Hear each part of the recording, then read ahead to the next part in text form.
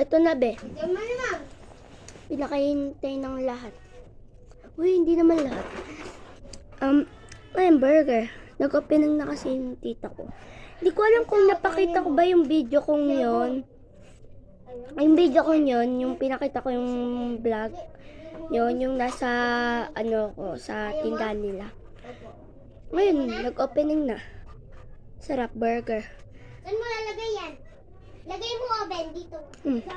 Buy one take one. 45 lang. Dalawa na. Wait lang.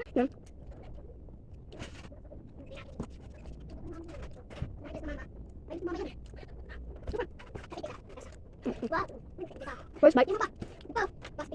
Second bite. Third bite.